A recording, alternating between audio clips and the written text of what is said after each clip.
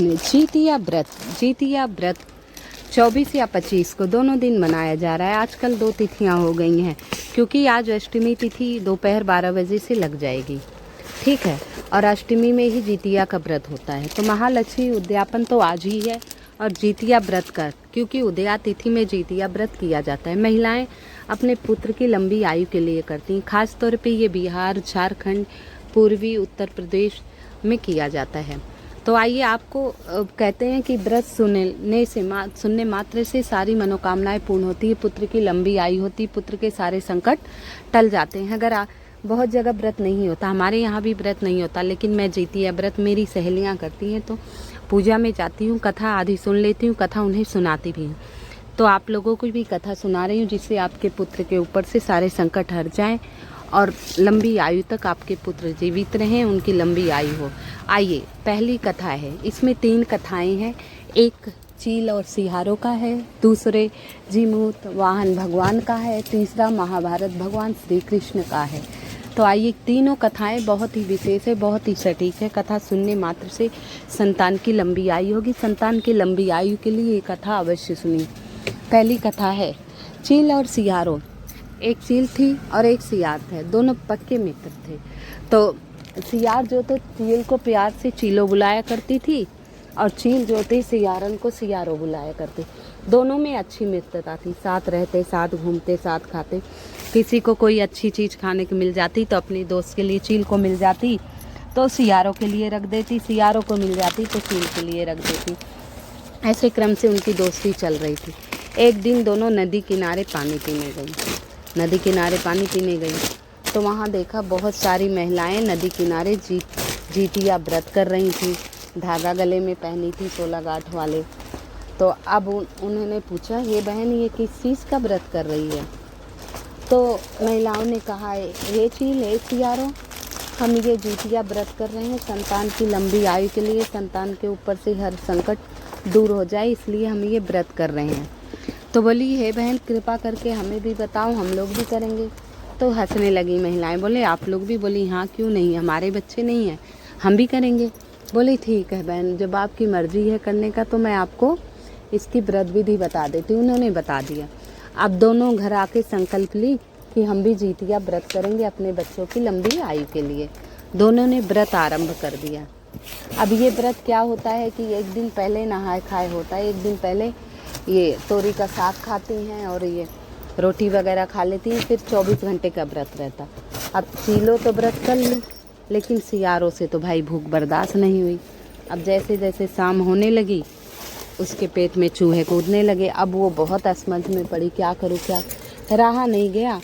तो वो चील के चोरी से जाकर अंडे, मांस के टुकड़े, हड्डी वगैरह खाने लगी। अब ये तो वो चीलो पूछी, अरे सियारो, अंदर कैसी आवाज़ आ रही है? तो उसने कहा, अरे बहन, मेरे पेट में गुड़गुड़ हो रही है, इसकी आवाज़ आ रही। लेकिन चीलो तो सियारों की सारी आदतें जानती थी, पक्की सहेली थी उनकी। बहुत उल्टा सीधा बोली, तुझे व्रत नहीं करना था, तू व्रत का पालन नहीं कर सकती, क्यों उठाया, ऐसा काम करती है, बहुत बोली। अच्छा, ऐसा उनका जीवन गुजरता गया, दोनों की मृत्यु हो गई। अब दोनों एक विदर्भ नगर के राजा के यहाँ दोनों पुत्री के रूप में जन्म ली, जुड़वा। अब दोनों पुत्री के रूप में जन्म ली। अब दोनों धीरे धीरे बड़ी होने लगी। तो सियारों की शादी थी, वो राजा ने एक राजकुमार के यहाँ कर दी, और चीलों की शादी अपने राज के मंत्री से कर दी। अब दोनों का विवाह हो गया। विवाह के कुछ समय पीछे चीलों के 2 पुत्र हुए, फिर पुत्रियां हुई, उनका घर बच्चों से भर गया। अब यहाँ सियारों के यहाँ बच्चे हो ही नहीं रहते। अब ये देखकर सियारों को बड़ी चिढ़ हो गई कि मेरी बहन हर तरह से सुखी है और मैं एक बच्चे के लिए तरस रही हूँ, उसके 3-4 बच्चे हैं। अब उसके मन में ये जलन की भावना आ गई। उसके मन में जब जलन की भावना आ गई तो बच्चों को बुलाई और बोली, अब इसके पति और इसके बच्चों को मैं मार दूँगी। मंत्री को भी बुलाए। अब भाई वो मंत्री थे ही, बेशक रिश्ता था, लेकिन अब जब राजा रानी बुलाते जाना पड़ता, वो गए। अब बोली, खाने पे बुलाया, सबको खाना वाना खिलाया, फिर उनका सिर धड़ से अलग करवा दी। लेकिन कुछ समय बाद वो फिर जीवित हो गए। जहाँ सिर रखा था वहाँ बहुत सारी मिठाइयाँ बन गई। अब चीलो सियारों बहुत परेशान हुई कि इन्हें मैं मारती, ये पुनः जीवित हो जाते, किस पुण्य से? और पिछले जन्म का इन्हें कुछ याद ही नहीं था, पिछले जन्म का याद ही नहीं था।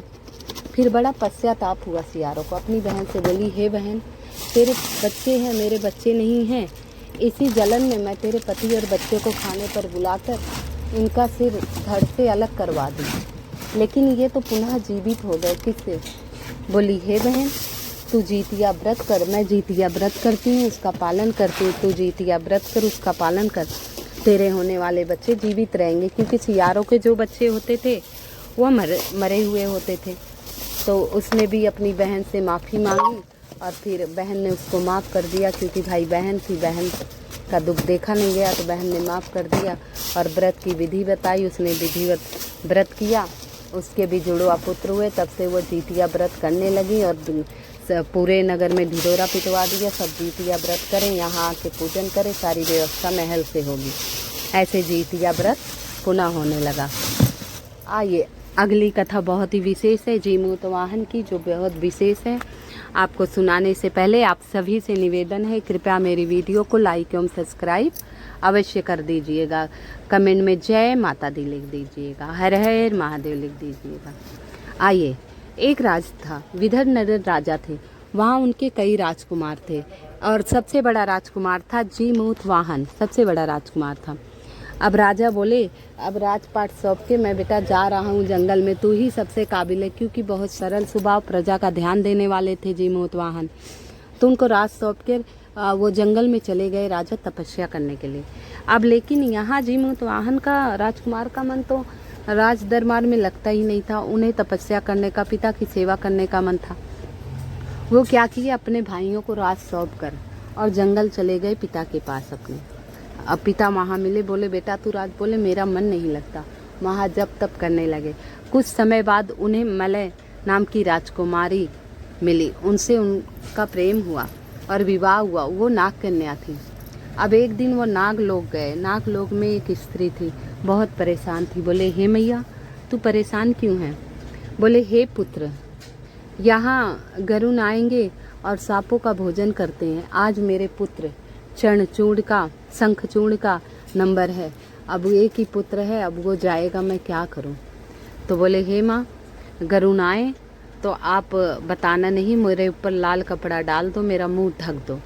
बोली, ठीक है। अब जीमूत वाहन वहाँ लेट गए, लाल कपड़ा ओढ़ लिए। जैसे ही गरुण आए, झपट्टा मारे और राजकुमार जीमूत वाहन को ले गए, पहाड़ों पे ले गए। जैसे ही चोंच मारा, वो दर्द से कहारने लगे।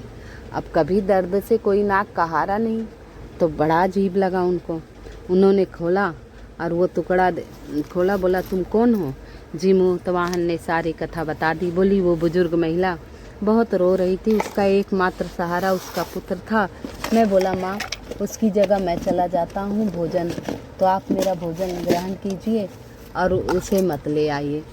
तो अब गरुड़ को बड़ा पश्चाताप होने लगा। बोला, मैं देवताओं का रक्षक होकर भी मैं ऐसा पाप कर रहा हूँ, ये इंसान होकर भी रक्षा कर रहा हूँ। बोले, ये मानो मैं तुमसे बड़ा प्रसन्न हूँ, मांगू क्या, वरदान मांगते हो? मानो बोले, आप सर्पों का भोजन करना छोड़ दी, यही मुझे वरदान चाहिए। वो बड़े प्रसन्न हुए। बोले, आज से जो ये व्रत करेगा अपने बच्चों की लंबी आयु के लिए और इस कथा को पढ़ेगा, उसके पुत्र की लंबी आयु होगी और तुम्हारे नाम से इसका पूजन होगा, जीमूत वाहन के नाम से ही इसका पूजन होगा और जीतिया नाम रखा जाएगा। जो इस कथा को पढ़ेगा, सुनेगा, दूसरों को सुनाएंगे, उनके पुत्रों की लंबी आयु होगी। तो इस प्रकार की ये कथा है। आइए, अगली कथा महाभारत से है, श्री कृष्ण के। महाभारत तो सभी को पता होगा, लड़ाई हो रही थी। यहाँ बहुत कौरवों की सेना मरी, पांडवों की मरी। अब यहाँ जब अश्वत्थामा के पिता गुरु द्रोणाचार्य की मृत्यु हुई, तो अश्वत्थामा पांडव से बदला लेने के लिए उतारू हो गया। बोले, मेरे पिता को पांडवों ने धोखे से मारा है, अब मैं इनसे बदला लेना चाहता हूँ। दुर्योधन बोला, ठीक है, ले लो। अब वो रात्रि में गया अश्वत्थामा और जहाँ पांडव के शिविर में गया और अंधेरे होने की वजह से पांडव के बजाय पांडव के 5 पुत्रों का सिर धड़ से अलग कर लाया। इस पे दुर्योधन अति क्रोधित हुए।